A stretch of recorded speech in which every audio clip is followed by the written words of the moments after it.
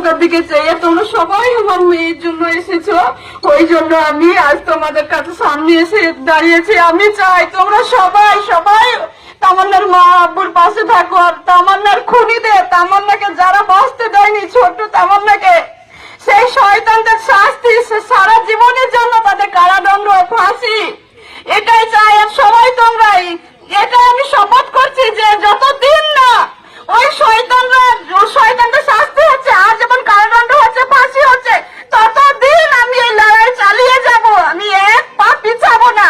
সবাই তোমরা পাশে থেকো, তামান্নার মায়ের সবাই পাশে আছে, এই শপথ আমি এখন নিলাম। আর যেদিন আমি আমার মেয়ের রক্ত নিয়েছি সেদিনই আমি শপথ করেছি, আমার মেয়ের রক্ত ছুঁয়ে, আমার মেয়ের রক্ত যারা ঝরিয়েছে তাদেরকে এই দুনিয়ার আলোতে বাঁচার দিনও শেষ হয়ে গেছে। ফুটফুটি তামান্না, সেই তামান্নাকে যারা বাঁচতে দেয়নি, সে তাদের জীবনও সেদিনই শেষ হয়ে গেছে। এই মায়ের শপথ কোনোদিন বৃথা যেতে পারে না।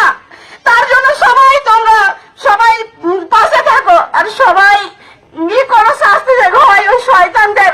এই মোলাঙ্গির যে বোমা, পিস্তল, পুলিশকে এত বলা হয়েছিল, পুলিশে কোনো কিছু উদ্ধার করছে না, এখন পর্যন্ত পুলিশে কিছু উদ্ধার করছে না, যে আর একটু কর্তব্য পালন করবে, যে কোথায় বোমা, পিস্তল, এ বাড়ি ও বাড়ি এমন করে বাগানে আগানে রেখেছে যে যে কোনো যে কেউ, আমাদের এটা গ্রাম, পল্লী গ্রাম, বাগানে যেতে পারে, বাথরুম করতে এখানে ওখানে যেতে পারে, ওখানে কিন্তু আবারও তামান্না মরে যেতেই পারতো।